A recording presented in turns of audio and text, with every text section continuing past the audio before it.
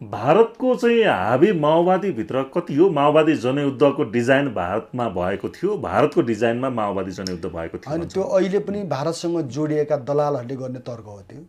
त्यो कुनै तुक छैन। जो मान्छेलाई अरूले पैसा दिएर भात पनि नि अरूले दिए पैसा खाएर कैयौँ तपाईँ सञ्चार माध्यममा बग गर्छन् नि, ती किनिएका मान्छेको तर्क हो।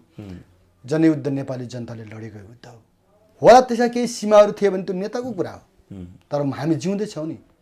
एउटा भरुवा बन्दुक लिएर लड्ने मान्छे म यहाँ जिउँदैछु भन्नुहोस् न, होइन? गँगारोको लट्ठी लिएर लड्ने मान्छे हामी जिउँदैछौँ नि। हामीले 55 सालसम्म हामीसँग एउटा राम्रो बन्दुक थिएन।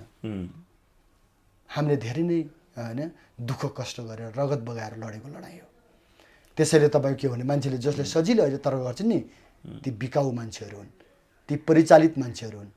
कोही कताबाट परिचालित भएका लठैतहरूको कुरा हो त्यो। भन्नुहोस् न, 17,000 को ज्यान गएको छ, 5,000 को जिम्मा लिन्छु भन्दै हुनुहुन्छ माओवादी अध्यक्ष प्रचण्ड। जनयुद्धकालमा भएको यो ठुलो घटना, कति बेपत्ता भए, कतिको टुरा भए, कतिको चाहिँ घरबार विहीन भए, देश 10-20 वर्ष पछाडि धकेलियो भनेर यहाँ आरोप पनि छ माओवादी जनयुद्धलाई लिएर। तपाईँ के भन्नुहुन्छ माओवादी जनयुद्ध? जनयुद्धले गर्दा 100 वर्षभन्दा पनि अगाडि आएको छ देश। जनयुद्ध हुँदैन थियो भने नेपालमा सामन्तहरूको चकचकी अन्त्य हुने थिएन। भन्नुहोस् न, जाली फटाहरूले गाउँमा बोल्न पनि दिँदैन थियो जनतालाई। भन्नुहोस् न, कति ठुला भनाउँदाहरू, उच्च भनाउँदाहरूको राज नेपालमा कसरी स्वेच्छाचारी ढङ्गले चलिरहेको थियो भन्ने कुरा हामी भुक्तभोगी छौँ नि। नयाँ पिँढीका साथीहरूले राम्रोसँग पढ्नुपर्छ।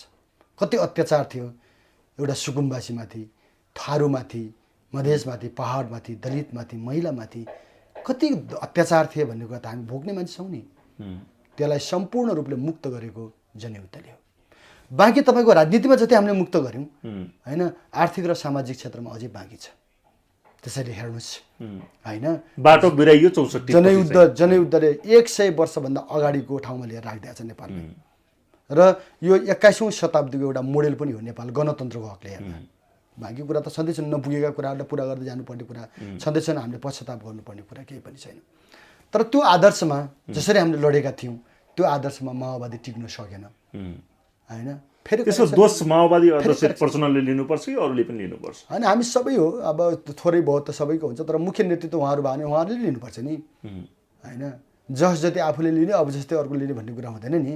त्यस कारण कमी कमजोरी फेरि उहाँको टाउको मात्रै हाल्ने कुरा होइन। मैले त के भनेको छु भने इतिहासको सबभन्दा ठुलो भुल हामी माओवादीको हो, काङ्ग्रेस एमालेको होइन। हामी माओवादीले जनतालाई जसरी हामी सेवा गर्न चाहन्थ्यौँ नि गर्न पाएनौँ कि हामीले। जनताले विश्वास त गरेका हुन् 64 मा, बहुमत दिएका हुन्। बहुमत कस्तो थियो विश्वास, जनताले त हामीलाई हेर्नुहोस् होइन आफूले नखाएर पनि खुवाएको हो नि।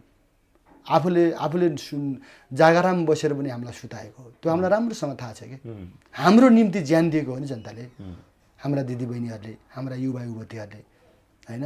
एउटा तपाईँको चाहिँ घेराबन्दी हुँदा, अपरेसन हुँदाखेरि माओवादीलाई बचाउनको लागि ज्यान दिने किसानहरू हजारौँ होलान् भन्नुहोस् न, होइन? त्यो हो नि त। त्यसकारण कुरा के भने तिनको आशा कति ठुलो थियो कि त्यो आशालाई बचाउन नपाउँदाको पीडा हामीसँग छ। अहिले घाइतेको म पूर्वमा गएँ, एउटा घाइते भाइको खाटमा चाहिँ राम्रो तन्ना पनि छैन। मोज मस्ती कोही अरबपति बनेका छन्, कोही करोडपति बनेका छन् होइन। यो गणतन्त्रपछि कोही खरबपति पनि बनिसके, तर तपाईँको लड्ने, दुःख गर्ने शहीद परिवार अस्ति मात्रै आएर यहाँ एकजना दिदी रुँदै हुनुहुन्थ्यो होइन। सबै पीडा हामीसँग छ कि त्यसैले हामीले गल्ती गरेको हो, हामी करेक्सन गर्नुपर्छ। टीआरसी के छ? यो माओवादीको यो टाउकोमा ठुलो विषय छ टीआरसी को विषय। यसले भोलि माओवादीलाई अप्ठ्यारोमा पार्छ भन्ने चर्चा छ। पार्दैन, के पार्ने, किन पार्ने? टीआरसीमा गर्ने छलफल के गर्नु छ गरे भइहाल्छ नि। अप्ठ्यारो पार्दैन के अप्ठ्यारो किन पार्ने? जसले यहाँसम्म परिवर्तन गरेर लिएर आयो टीआरसी त त्यसै पक्षमा होला नि।